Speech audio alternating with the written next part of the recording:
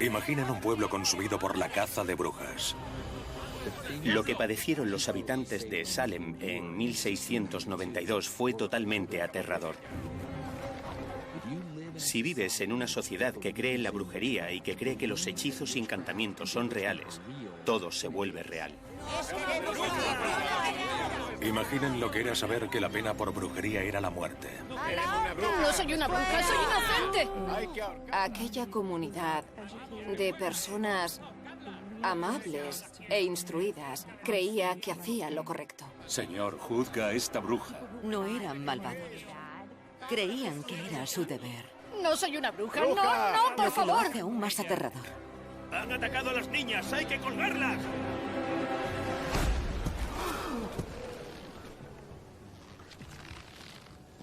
La caza de brujas ha comenzado. Las brujas de Salem.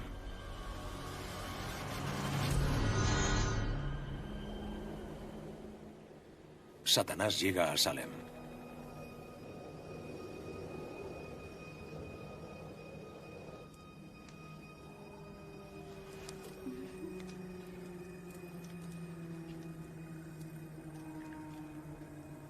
Era una gélida noche de enero. Abigail Williams y Betty Parris buscaban algo con qué entretenerse. Bien entrada la noche, decidieron intentar predecir su futuro con algo llamado el espejo de Venus. Querían ver a sus futuros esposos, los hombres con los que se casarían algún día. Aunque sabían que las artes adivinatorias estaban prohibidas, las niñas no pudieron resistir la tentación de comprobar si la clara del huevo revelaba alguna pista importante sobre sus futuros maridos. ¿Qué ves? La leyenda dice que la clara del huevo dibujó un ataúd.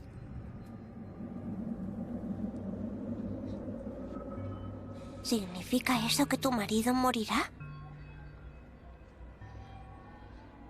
Las niñas se quedaron horrorizadas ante el perturbador resultado.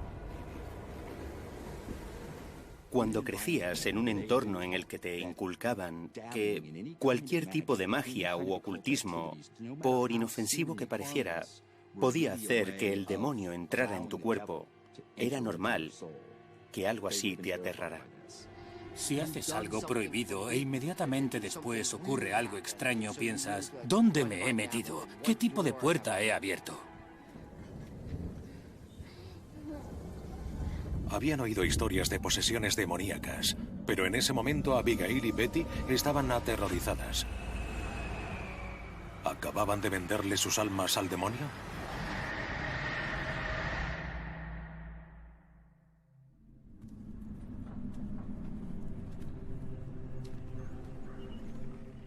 Aquí estamos, en Salem, Massachusetts, en 1692. En 1692, Salem era dos lugares distintos. La ciudad de Salem, que estaba en la costa y era una ciudad portuaria, y el pueblo de Salem, que en la actualidad es Danvers. El pueblo de Salem era un lugar remoto, apartado y rodeado de bosques por todas partes. En esos bosques vivía gente, personas que según los puritanos estaban endemoniadas. Era prácticamente una zona en guerra. Había lugares no muy lejos de allí que habían sido atacados por los nativos americanos. Los puritanos del pueblo de Salem consideraban a los nativos americanos esbirros de Satanás. Hay una especie de temor existencial ligado a vivir en la frontera, en el límite de lo desconocido. Mucha gente llegaba allí con la idea de crear la comunidad perfecta. Se creía en el Nuevo Jerusalén, los apóstoles que llevarían la palabra de Dios a los salvajes a una tierra que consideraban feudo de Satanás. Los puritanos querían crear una comunidad utópica, la ciudad en lo alto de la colina de la Biblia. Aquello sería el nuevo Edén. Hoy en día no lo parece, pero hace más de 300 años esto era un bullicioso puerto. Familias enteras venían aquí para embarcarse rumbo al nuevo mundo, a una nueva vida. Era su vía de escape de la persecución religiosa. Estaban llenos de esperanza, pero también llevaban consigo un germen nacido en una brisa de verano, historias de brujería y una profunda creencia en el demonio. En todo hogar puritano, el libro más importante, y a menudo el único, era la Biblia. Los puritanos entendían como verdades literales todo lo que ponía en la Biblia sobre la brujería y el fin de los días. Creían en el Apocalipsis y la segunda venida de Cristo. La vida era muy dura. Apenas había espacio para la diversión, sobre todo para las niñas. Era muy duro.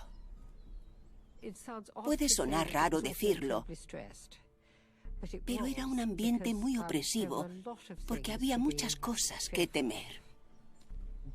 En enero de 1692 hubo un ataque en Nueva York, a unos 90 kilómetros, que culminó en una masacre de todos los habitantes blancos. Y la gente del pueblo de Salem sabía que eso también podía ocurrirles a ellos. Las casas estaban muy lejos unas de otras, porque todos vivían en granjas a aproximadamente 1 kilómetro del vecino más cercano. Así que si te atacaban, ni siquiera podías pedir ayuda. Aquel paisaje era muy distinto al que vemos hoy en día. La vegetación era más espesa, todo era más oscuro. Había pocas casas y el bosque lo inundaba todo. El folclore inglés que llevaron al Nuevo Mundo estaba imbuido del miedo a la oscuridad, a los bosques. Además, los puritanos creían que eran el pueblo escogido por Dios en Nueva Inglaterra y estaban convencidos de que el diablo les vigilaba. Los puritanos estaban convencidos de que su fe era la correcta. Todo el que no coincidía con ellos estaba maldito. Era muy similar a las sectas que forman comunidades. El domingo era el día de descanso tras una semana de trabajo duro, y el descanso consistía en una reunión de 8 horas. Debo advertiros de la hostilidad de Satán hacia esta iglesia. Se sentaban por grupos. Los hombres por un lado, las mujeres por otro, y los niños, sirvientes y esclavos detrás. Hacía mucho frío. Estaban a temperatura ambiente, pero debían soportarlo porque estaban en la iglesia y debían escuchar el sermón. Para que todos prestaran atención, uno de los miembros de la congregación reprendía con un palo a todo aquel que se distrajera. Aquel domingo oficiaba el servicio el cuarto ministro del pueblo de Salem, Samuel Parris. Es muy importante destacar quién era el ministro. La congregación del pueblo de Salem no se había llevado demasiado bien con ninguno de los anteriores. Y en 1689 llegó uno nuevo, Samuel Parris. Estamos obligados a mantener nuestro pueblo. Ingresó tarde en la iglesia. Ejerció varias profesiones distintas. Dirigió una plantación en Barbados para luego mudarse a Boston y fracasar como hombre de negocios. Más tarde se instaló en Salem, donde enseguida despertó la animadversión de la mayoría. Os recuerdo que solo a través de la gracia entraréis en el reino de Dios. A algunos vecinos de Salem, a los Putnam sobre todo, les gustaba mucho Samuel Parris y creían que era el hombre indicado para el puesto. Otros miembros importantes de la comunidad le consideraban un elemento de división más que de unidad vecinal. No vale más que otro vecino. Samuel Parris vivía en la casa parroquial de 2 habitaciones con su mujer Elizabeth y las 2 niñas que habían tratado de adivinar el futuro. Su sobrina y criada Abigail Williams y su hija Betty. Tras 8 horas de sermón, había llegado la hora de volver a casa para leer la Biblia en familia. Fue un día completo. Jesucristo está sentado a la derecha de Dios e intercede por la humanidad pecadora. El hogar de los Parris no era precisamente un espacio de luz y alegría. Se pasaban horas leyendo la Biblia junto al fuego. Esas niñas oían a Samuel Parris ensayar sus sermones sobre el azufre y el fuego del infierno. Se hacía mucho énfasis en la idea de que las mujeres eran especialmente proclives a caer en las tretas de Satanás. Porque el Señor, tu Dios, es luz. El 50º... ¿Betty? ¿Estás bien? ¿Qué le pasa? Parris le pidió a su sirvienta Tituba que ayudara a Betty. Betty empezó a mostrar extraños síntomas. Empezó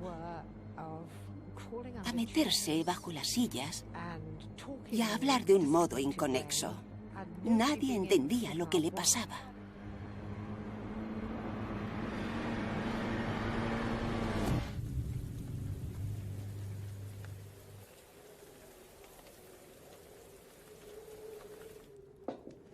Hoy me he reunido con el comité del pueblo sin haber recibido mi leña.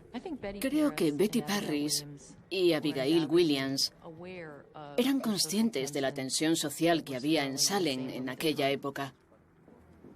Me imagino que las conversaciones que escuchaban en las comidas avivaban sus miedos, que eran una expresión de su propia aflicción. Qué terrible mal se fraguaba en el hogar del ministro. Cuando la hija de Samuel Parris, Betty, comenzó a experimentar violentos ataques, otro miembro de la familia, Abigail Williams, también lo sufrió.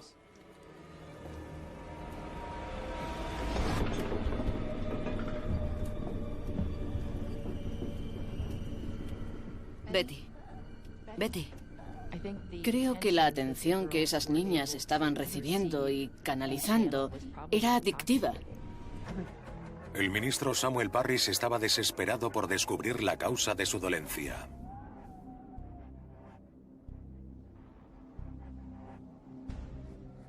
Parris le pidió al médico del pueblo, William Griggs, que fuese a ver si la enfermedad de las niñas tenía una causa fisiológica. ¿Te duele aquí? Como era de esperar, el doctor dijo que Betty y Abigail no tenían ningún problema de salud. No les diagnosticó ninguna dolencia física, sino algo mucho más siniestro.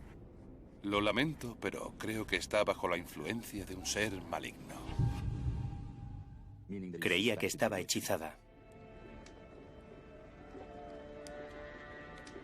La primera reacción de Samuel Parris fue aceptar con paciencia el castigo divino y rezar implorando que le ayudara a afrontar aquella adversidad. Padre nuestro que estás en el cielo, santificado sea tu La nombre. creencia en la magia estaba respaldada por las mentes más preclaras de la época. Los académicos más cultos de Cambridge, Harvard y de todas las grandes universidades defendían que la magia existía. Cuando su hija y su sirvienta enfermaron, Samuel Parris hizo un ejercicio de introspección para ver si aquello era un aviso sobre el estado de su alma. En la Edad Moderna, los conceptos de religión, magia y ciencia estaban mezclados, no estaban separados como hoy en día. Los juicios de Salem tuvieron lugar en un periodo de revoluciones científicas, donde la gente intentaba separar lo natural de lo sobrenatural y de lo preternatural, una categoría intermedia. Había mucha reflexión en torno a las fuerzas invisibles. Había gente como Isaac Newton, que fue capaz de determinar esas fuerzas a través de las matemáticas, de la ciencia. Pero también había otro tipo de fuerzas invisibles relacionadas con la alquimia, con la divinidad, flujos de fuerza que la gente intentaba comprender y, de algún modo, Salem estaba en medio de todo eso. Al creer en un mundo invisible tan activo, sus explicaciones nos parecen poco realistas y supersticiosas.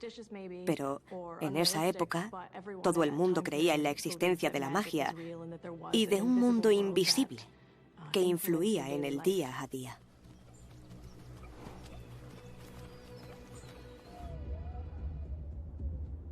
Se están poniendo peor. Los ataques son más violentos.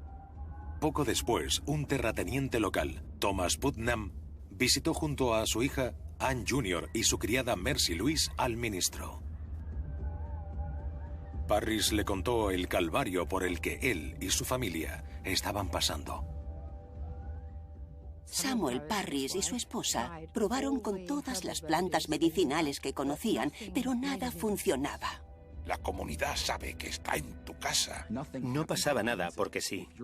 Si tu hijo enfermaba o sufría ataques, siempre había un motivo que normalmente tenía su origen en tus relaciones con la comunidad. ¿Quién nos desea algún mal a mí y a mi familia? Y es el tipo de persona que recurriría al diablo.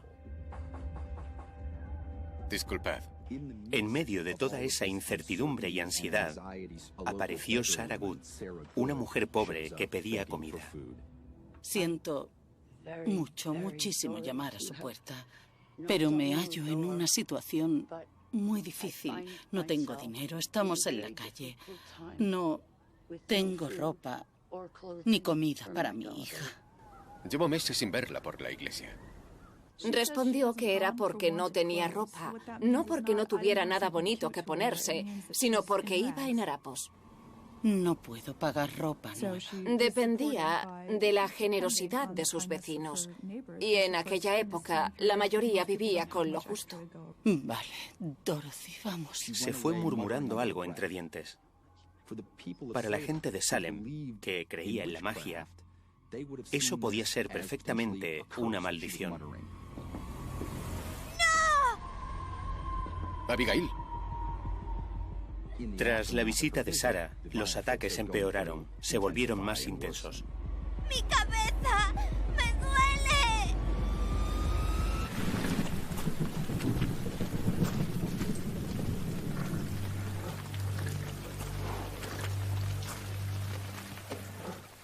Al principio, Samuel Parris intentó ocultar lo que pasaba en su casa, pero en una comunidad tan unida, los rumores se extendieron rápidamente.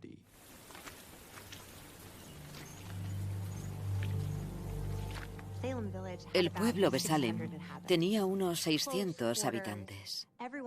La gente se veía continuamente en la taberna, en la iglesia, en las tiendas, por la calle. Así que cuando Abigail y Betty empezaron a mostrar síntomas de malestar, el rumor se extendió como la pólvora. Yo opino que hay que averiguar quién les está haciendo daño. Mary Sibley fue, con ánimo de ayudar, a hablar con Tituba, la esclava que Parris se llevó de Barbados a Salem. Mary Sibley sugirió que usaran una magia tradicional para proteger a las niñas de las brujas. Era una mujer devota y puritana, pero que practicaba las artes ocultas, lo que era bastante habitual. La gente en Inglaterra practicaba una especie de magia tradicional, la adivinación, y hacía hechizos curativos y amuletos. Todas esas tradiciones llegaron al Nuevo Mundo con los colonos y enraizaron en las comunidades puritanas. Había una línea muy fina entre la magia tradicional y la peligrosa, la que provenía directamente del diablo.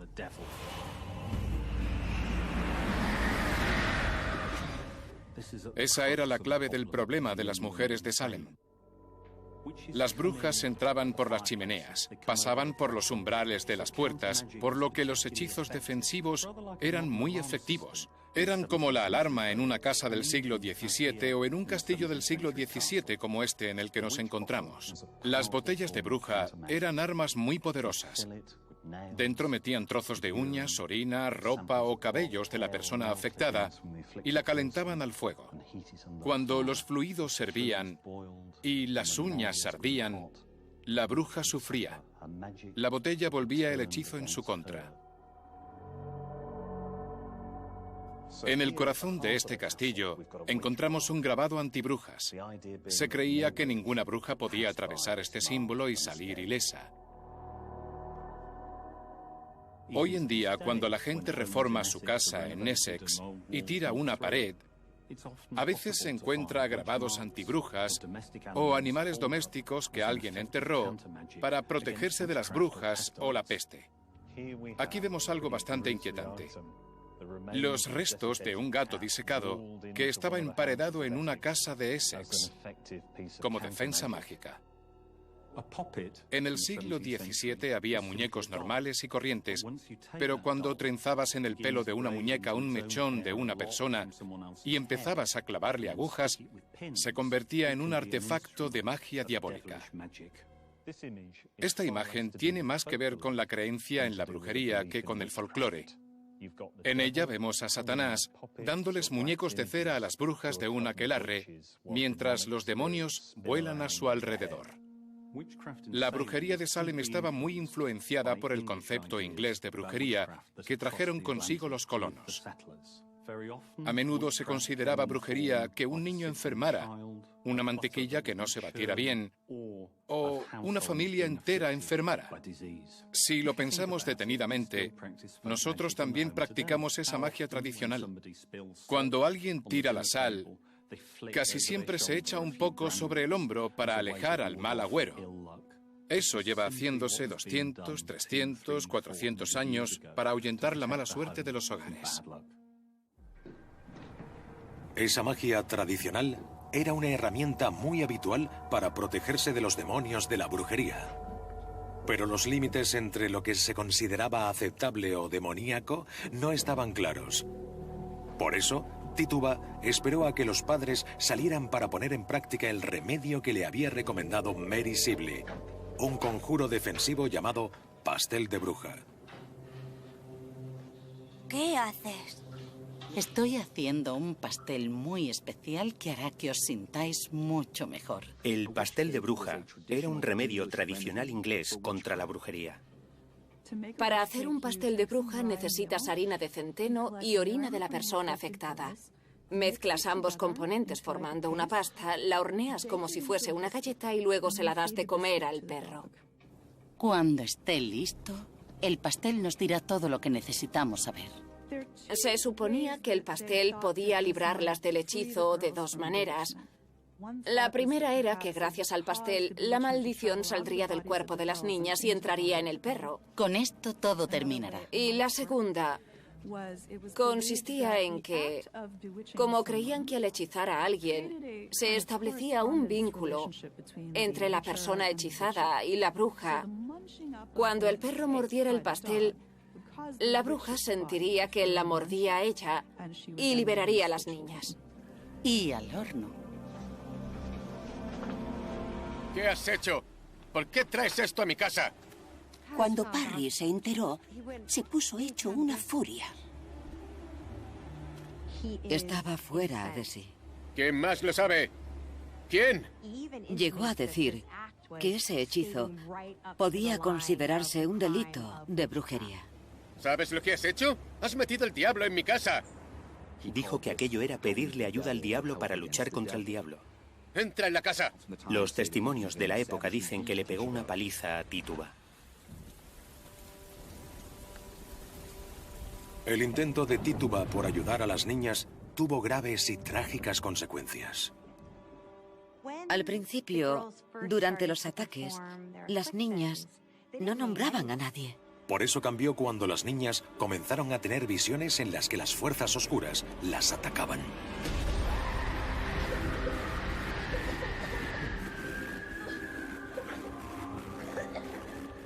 Las niñas empezaron a ver espectros.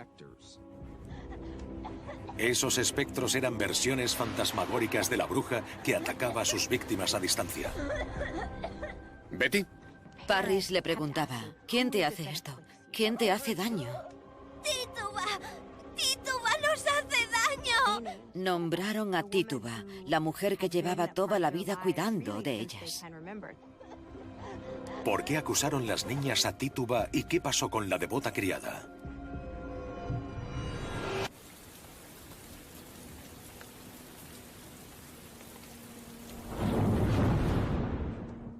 Samuel Parris invitó a su casa a los hombres más sabios del pueblo de Salem y de los alrededores. No solo estoy preocupado por el bienestar de las niñas, sino por el mío. Entre los expertos invitados por Parris estaban el magistrado John Haythorne, el también ministro Nicola Noyes y Thomas Putnam. Me echarán de la casa parroquial si saben que el diablo está aquí. Sin duda, comprendo y comparto la preocupación de Samuel. Parris no pierde la esperanza de que haya una explicación natural para el mal que sufren las niñas. ¿Qué remedios habéis probado? Llevamos 2 meses probando todos los remedios caseros que hay. La gente cree que los puritanos acusaban inmediatamente al diablo. Pero en este caso no fue así. Investigaron las posibles causas naturales de la afección de las niñas. Pero después, los hombres que examinaron a Abigail y a Betty llegaron a la conclusión de que estaban bajo un hechizo. ¿Sabemos cuál podría ser el origen de su dolencia?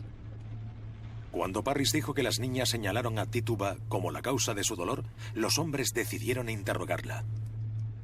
Lo más probable es que Tituba fuese indio-caribeña y, por lo tanto, muy distinta a los colonos ingleses con los que estaba obligada a convivir. Ella podría ser... Por muy cercana que fuese la relación con la familia, nunca habrían podido ignorar que era diferente.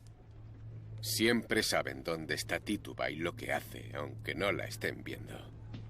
Como mujer y esclava, Tituba se hallaba en una situación muy precaria. Y parece ser que intentó contentar a sus interrogadores. Tu patrón dice que practicas la magia. Tituba dijo que su ama en Barbados era una bruja y le enseñó a hacer el hechizo. ¿Qué te enseñó qué? Lo que está claro de Tituba es que siempre trataba de agradar a los demás.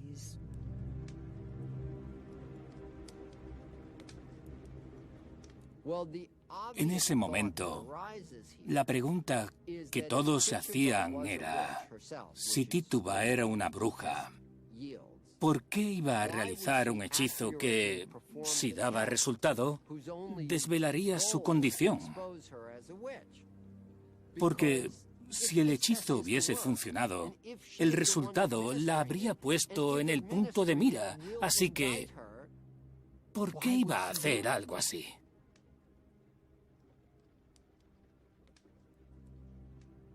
La colaboración de Tituba solo dio más quebraderos de cabeza. La magia tradicional ejecutada con toda la buena intención del mundo podía considerarse de repente brujería. Os aconsejo que tengáis paciencia, que ayunéis y que recéis. En lugar de seguir sus consejos, Parris decidió ocuparse él solo del asunto. ¿Por qué lo haces? Dime. Convencido de que los problemas de su familia se resolverían si Tituba reconociera ser una bruja, intentó sacarle una confesión a golpes. Pero Tituba no se doblegó. ¡Dime! Entonces, sin previo aviso, el terror se extendió por el pueblo. Varias chicas empezaron a sufrir ataques provocados por la brujería. Anne, ¿qué te pasa? La primera fue Ann Putnam Jr., la hija de Thomas Putnam.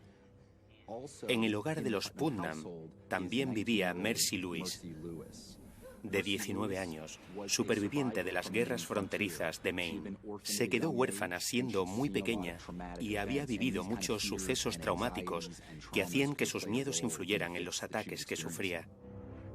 A menos de 1 kilómetro, Mary Walcott también empezó a retorcerse, ahogarse y balbucir. Existía, sobre todo entre las jóvenes de Salem, una fuerte atracción hacia esas ideas, por lo que aquello se propagó como el fuego. Cuando se enteraban de lo que les estaba pasando a las niñas de la casa del ministro, ¿cómo no iban a pensar que las brujas también podían ir a por ellas? Esas chicas podían creer firmemente que estaban hechizadas y, aún así, disfrutar del poder que aquella nueva situación les daba. Ambos hechos no son excluyentes. Mientras tanto, las niñas de la casa parroquial seguían sufriendo los ataques del espectro de Tituba.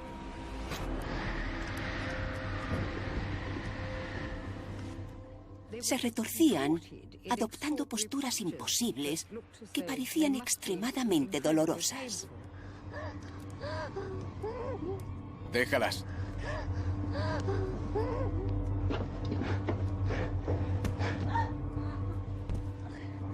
Parris le preguntó a Abigail si veía a alguien más además de a Tituba. Dos mujeres. ¿Quiénes son? Dio 2 nombres que fueron cruciales. Sarah Good. ¿Y quién más? Sarah Osborne. Ambas mujeres parecían sacadas de un casting de brujas.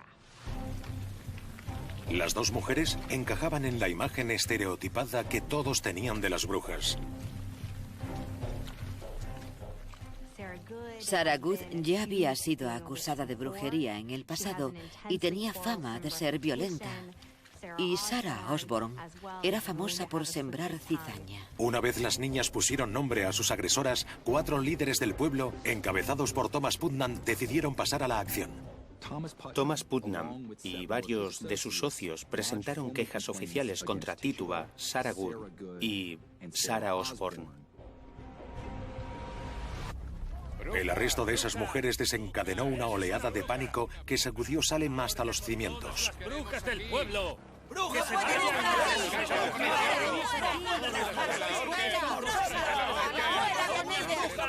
El pueblo de Salem estaba enardecido. Todo el mundo quería ver a Tituba, Sarah Good y Sarah Osborne desfilar esposadas por las calles hacia su aciago destino. Primero había que someter a las brujas acusadas a examen para ver si había pruebas suficientes contra ellas como para llevarlas ante un jurado. La brujería era un crimen tipificado y penado con la horca. En los juicios por brujería habituales, ese examen lo llevaban a cabo pocas personas y a puerta cerrada. Pero Salem fue distinto en eso. La gente llevaba semanas hablando de los misteriosos ataques de las 2 niñas y los rumores se extendían en aquella época igual de rápido que ahora, por lo que acudió gente de todas partes. La gente fue desde Boston para ver el examen. Parecía un circo. Aquello avivó el ambiente de caos y ansiedad que reinaba en el pueblo y también alimentó todo tipo de rumores.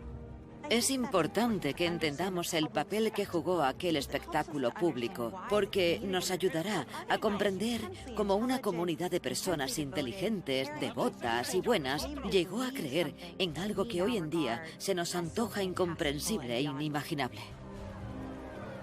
El plan era realizar el examen en la taberna del pueblo.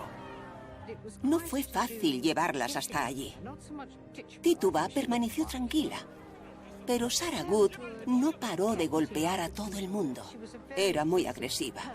Respecto a Sarah Osborne, creo que no estaba bien. Cuando llegaron a la taberna, vieron que eran tantos que no cabían. ¡A la sala de reuniones! Por lo que fueron al edificio más grande que tenían, la sala de reuniones, donde celebraban sus ceremonias religiosas. Las 2 personas que presidieron aquel examen preliminar fueron John Corwin y John Haythorne, que no eran abogados, sino comerciantes con conocimientos de derecho. Traed a Sarah Good, por favor. La sala estaba abarrotada. No cabía ni un alfiler. Por una parte, estaban las atemorizadas acusadas y los vecinos, conocidos con sus testimonios, así como las niñas afectadas. Las niñas afectadas estaban presentes, y eso es un hecho crucial, porque la atención que recibieron influyó en su comportamiento. ¿Todo listo? Sarah Good ya había sido acusada de brujería. Tenía fama de ser violenta. No era un miembro respetado de la comunidad. Haythorne, que no era jurista, pretendía enredar a las sospechosas con preguntas capciosas. Sarah Good, ¿conoces a algún espíritu? No. La presunción de inocencia brillaba por su ausencia.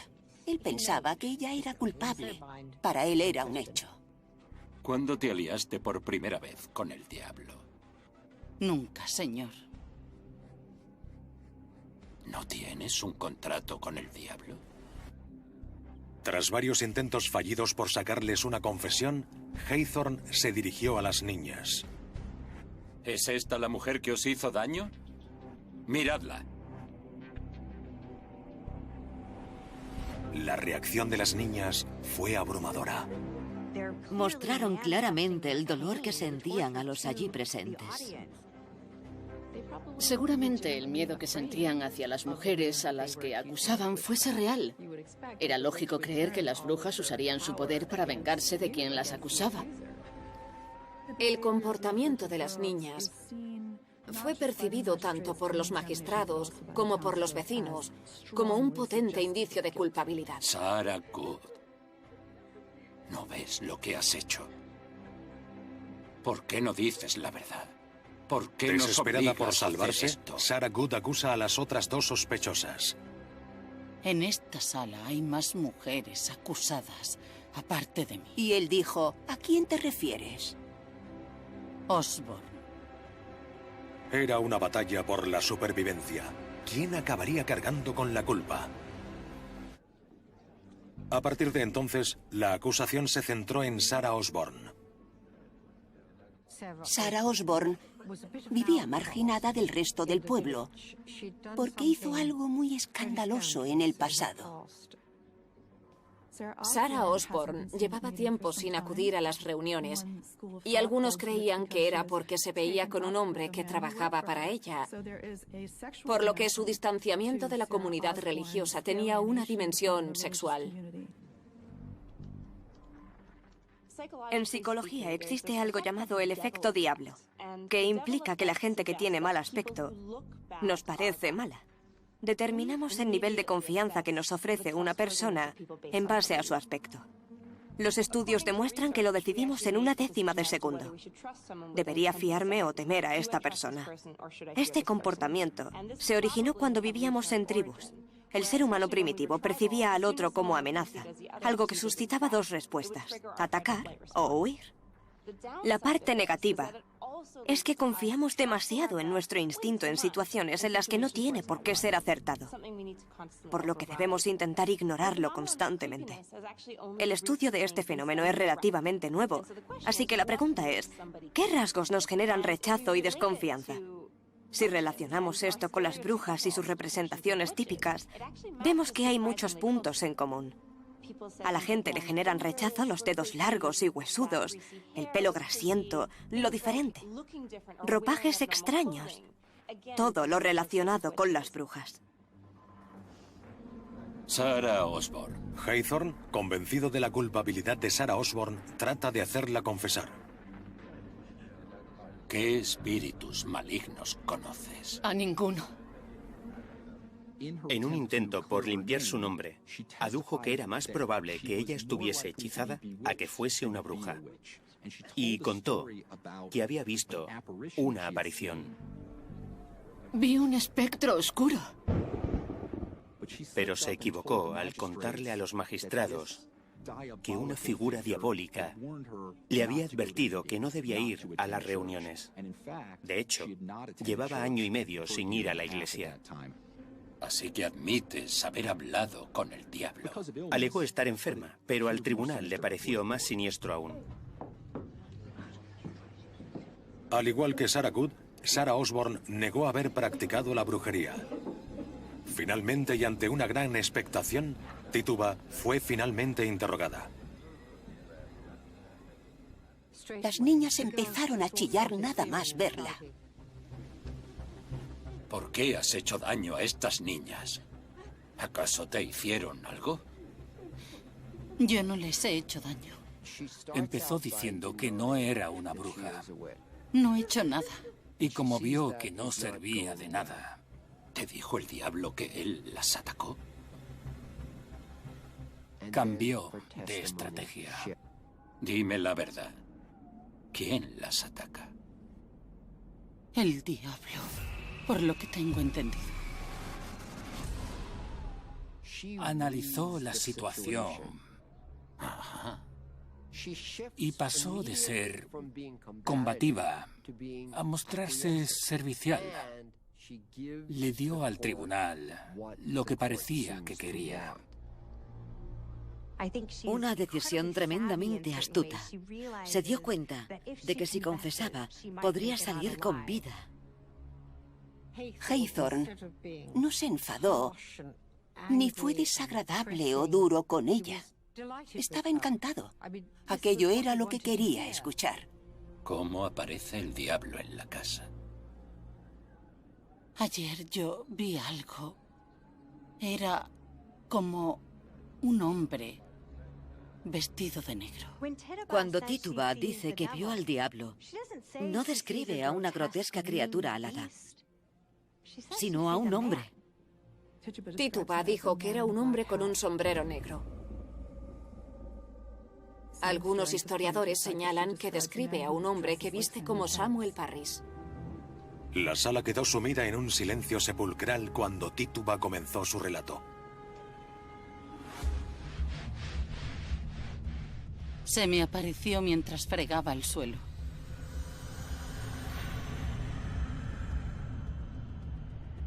Sírveme. Me dijo que era un dios y me pidió que le sirviera. Créeme. Si me sirves durante 6 años, te daré muchas cosas valiosas. Me dijo que iba a atacar a las niñas y que quería mi ayuda. Si no accedes, os haré daño tanto a ti como a las niñas.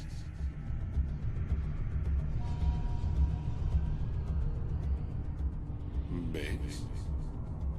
Para ti. No eres un dios. Se lo diré a mi patrón. Me negué a servirle y desapareció. Volverás a verme.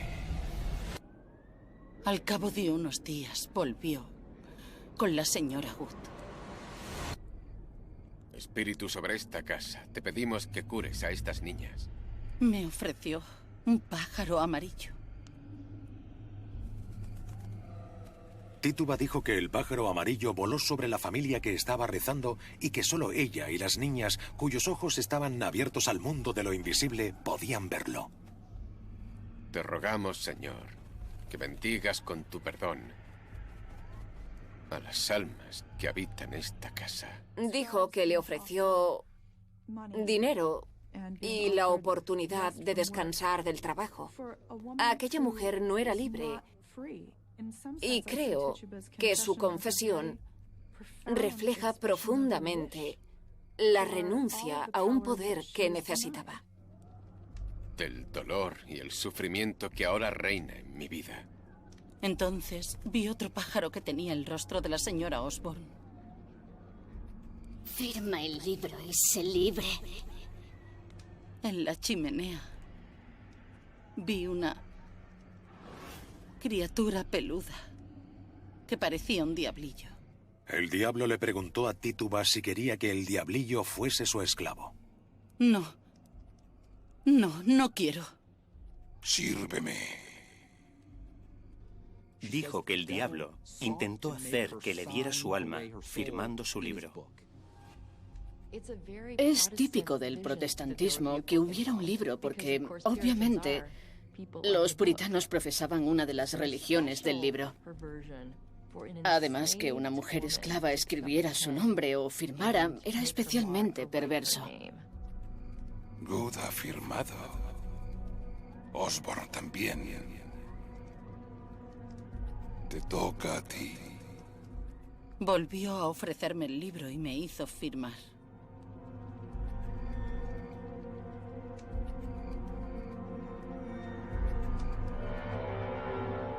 Pero entonces vi que ya había 9 nombres. Tituba acababa de revelar que había otras 9 brujas en Salem. Todos los presentes se quedaron de piedra. La caza había comenzado. Una vez finalizado el interrogatorio, las niñas volvieron a sufrir ataques. ¿Quién ataca ahora mismo a esas niñas?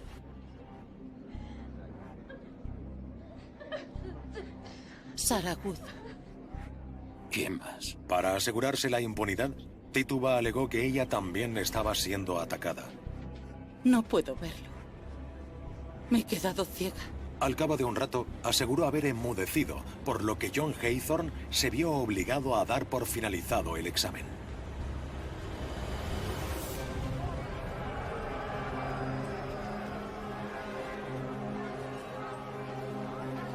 Como la brujería era un delito penado con la horca, las 3 sospechosas fueron trasladadas a Boston a la espera del juicio oficial. Sarah Good se negó a aceptar su destino y trató de escapar, lo que no la benefició en absoluto. La confesión de Tituba fue la confirmación de lo que estaba ocurriendo en el pueblo. Y para Samuel Parris supuso un gran alivio. No había ningún problema ni con su alma ni con su liderazgo. El problema venía de fuera. Fue la confirmación de todas sus advertencias, de los encuentros demoníacos y de los ataques satánicos de los últimos días. Por favor. Ruego a Dios para que expulse el diablo de esas niñas. Esto no ha terminado. Son 3 y hay 9 demonios entre nosotros. Eran 9. Había un hombre de negro y un libro. Aquello corroboraba lo que muchos sentían. A partir de ese momento, todo cambió. Ya no se trataba de un par de mujeres marginadas que siempre habían levantado sospechas. Yo llevo el libro. Era una conspiración. Próximamente en Las Brujas de Salem. El miedo puede ser muy contagioso. Aquello pasó de la mano de Satanás al hogar de los Parris y de ahí a todo el pueblo de Salem. Las niñas estaban desatadas. No soy una bruja. Si confesabas haber practicado la brujería, seguías con vida, al menos por un tiempo. Era algo extraordinario. Las misas negras que veían en las visiones eran lo contrario a una misa normal. Se expandió por toda la comunidad de Salem. Podía cortarse la tensión con un cuchillo. Señor, juzga a esta bruja. Da escalofríos pensar que se sentían bien viendo ahorcadas a personas que conocían. Todo el reino de Dios estaba en peligro.